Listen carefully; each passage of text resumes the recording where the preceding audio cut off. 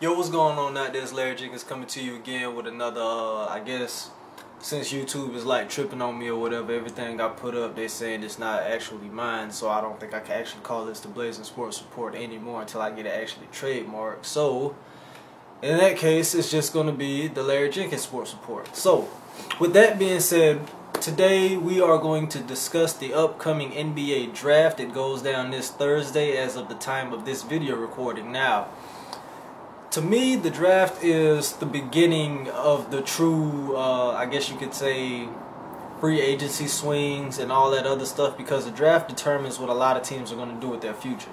Now, for me personally, the draft is most intriguing for the Orlando Magic. With this being said, the fact that the Orlando Magic still have Dwight Howard under contract, he wants to be moved, and now the question is, where do you actually send him? Now, there are rumors circulating that the Houston Rockets are trying to get 2 top 10 picks to get Dwight Howard for a 1-year rental. Now, here's the thing that I've always said about the Dwight Howard situation. No matter what team gets him, the thing is you can always flip him at the trade deadline for something else, because anybody in their right mind will want a Dwight Howard. So, here's my thing. Here's my analysis, if you will. As you know, I am an analyst of things. Now, I'm on NBADraft.net. This is basically where I go to get all my little draft information. They are the most in-depth website, in my opinion, for all things draft related. Now, from what I've heard, Houston is trying to get Sacramento and Toronto's pick number 5 and number 8.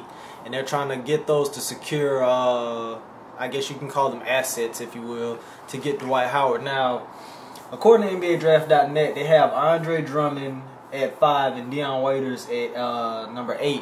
And Dion Waiters has been moving up the draft boards tremendously since the draft combine and all that other stuff. He's been putting on quite a show. Andre Drummond, there's questions about him, but the thing is, he's the most polished big man out of the group.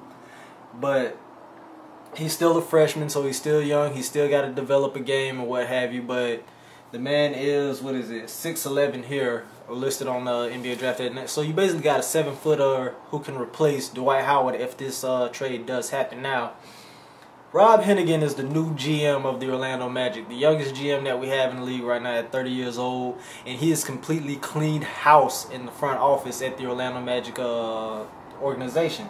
I'm not mad at him, because honestly something had to be done. We brought in a guy who knows who's come from championship caliber experience. He's been part of the San Antonio Spurs organization. He's also been part of the Oklahoma City Thunder organization. The Spurs have done it with through the draft as well. You got to remember Tony Parker, Manu Ginobili. Those guys came through the draft, late draft picks, blossomed into all-stars. They always had Tim Duncan. They've always been able to build a core team around them. You can't discount the fact that Greg Popovich has been there for most of this run, so that organization knows what they're doing. Also, when you look at the Oklahoma City Thunder, bringing in Kevin Durant, Russell Westbrook, James Harden, those three have meshed pretty well together. Hiring Scott Brooks and finding a guy in Serge Ibaka who people didn't know what to really expect out of him.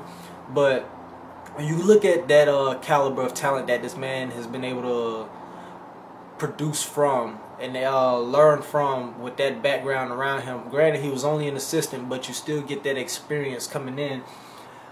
You know that this man knows what he's doing. Now, even if the Magic stand pat and they don't trade Dwight Howard, say Houston can't get these picks, so like I said, that's just a rumor at this point. And that was courtesy of IamAGM.com. That's where I got that information from. But here's the thing. Orlando sits at number 19. There are a lot of options at number 19. One of the guys that they projected early on was Mo Harkless, but apparently he's been moving up the draft boards a little bit, and he may not make it to the Magic. Kendall Marshall was been down there. Terrence Jones, they're saying he may slip down there. All these guys can help out the Magic, because the Magic need a point guard. They need another solid big body. They need a scorer. There's a lot of things they need. So a lot of guys can fit the bill down here. Now, I will say this. If the Magic are able, well, let me say this. If Houston is able to get those 2 top 10 picks for Dwight Howard and then ship them to us, I say if the Magic still hold on to that number 19 pick, why not take a chance with your boy Jared Sullinger if he is still there available? You got to consider this man will be a low risk, high reward. Granted, he will be a first round pick, but the thing is, you can't just let a guy like that pass you up if he's available to you that low. Some people have him dropping as low as 22, 23 in the draft.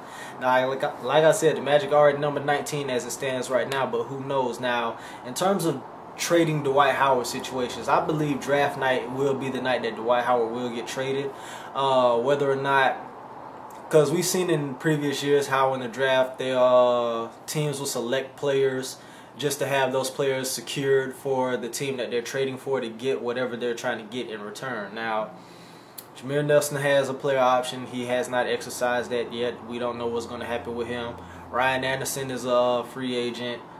We still have Turkoglu under contract, and a lot of things are surrounding what goes on with the personnel that we currently have. Now, I could see Ryan Anderson being dealt in a sign and trade, depending on where they want to go in the direction of this team, moving from a three-point shooting team to a more well-rounded, all-around team. You can see them, if Jameer exercises his option to stay, using him as part of a trade along with Dwight Howard, sending him somewhere where they can still be teammates together or what have you. Two guys that know each other, chemistry is already there. People wouldn't mind having that. It's a lot of options out there to be had with Dwight Howard, but as it stands right now, I think that it's going to be kind of tricky, because other than what Houston is trying to do, the only team that I see with 2 first-round picks this draft is Portland. They have number 6 and they have number 11. Now, they have Tyler Zeller projected at number 11. They have Damian Lillard, who I really don't know anything about. Granted that he is from Weber State, and we don't really get to see anything about Weber State here on a national scale. So, that being said, Tyler Zeller, he's a senior. He's played under Roy Williams at UNC. He's battle tough. We know that he doesn't back down. He has very skilled moves in the paint. He's not the biggest guy. He's not the strongest guy, but he is a 7-footer. But there's a lot of things that go on during the draft that we really can't predict yet. We're still hearing that Golden State wants to take a chance at getting Dwight Howard. There's still the rumors of Philadelphia possibly for Andre Iguodala, which I wouldn't like personally. The Houston thing, they still want to do that for 1 year, and then also the Nets are still involved. They still want to get their hands on Dwight Howard, but the Nets don't have anything to offer to the Magic as it stands right now. So, that being said, do I think Dwight Howard will be moved on draft night? I assume that that will be the earliest that he would be moved is at draft night. I'm not going to say it's a lockdown guarantee that it will happen, but I do believe that at the earliest, that's the time where he will be moved. That's when we see a lot of player movement. A lot of people are speculating around the league right now a lot of player movement going on in this draft, considering this was a shorter season. The shift change of the NBA has changed dramatically. It seems like a lot of teams are getting weaker because of age. Players don't want to play in certain teams. Organizations going through a whole bunch of different changes. There's a lot of shifting going on in the NBA, and I don't think that this will change any time soon. But I will say this: if Houston is able, well, Houston right now does have 2 first-round picks. Excuse me. They have 14 and 16. Do I think that'll be enough to get Dwight Howard? No, I do not. But they can use those picks to try to move up. Like I said before, they have Kyle Lowry, who doesn't want to be there. He said he can't coexist with Kevin McHale down there in Houston. So we'll see what happens with that. But in my personal opinion, I would love to see Houston get that deal done, those 2 separate deals to get those first-round picks, because honestly, because a lot of people don't know exactly what to expect in this draft, because Charlotte wants to get out of number 2. You trade the number 2 pick, you want to bring in some actual talent. So in top 5, we don't really know the order of those guys on how they'll go. Now, Brad Beal will be gone, and he's being projected as the most surefire thing after Anthony Davis in terms of just pure talent. Harrison Barnes will be there, 6'8", 230, that's solid right there at the wing position, scorer. Michael Kidd-Gilchrist, who's a great versatile swingman. There's a lot of guys out there to be had, but the thing is, who will actually pull the trigger to make these deals? That's the thing that we're waiting to see. We don't know what's going to happen yet, but the NBA draft is this Thursday night. I gave you my analysis on what I expect to happen with the Orlando Magic. Rob Hennigan right now is doing a great job in getting this team in shape. So I'm probably saying his name wrong. I don't know if it's Hennigan or Hennigan. I'm not really 100% sure on that. The name is spelled a little differently than I'm accustomed to seeing that name spelled. But anyway, that's my analysis on the 2012 draft for the Orlando Magic. Let me know what you guys think. Of course, I can give you more opinions on other teams and what I think they will do. Just leave the comments below. You know I always respond to you guys. Hit me up with any questions that you have. Tell me what you think the Magic will do when it comes to Dwight Howard in the NBA draft. Larry Jenkins Blazing Sports Report. My bad, I can't call it that anymore. The Larry Jenkins Sports Report. I'll holler at y'all. Peace.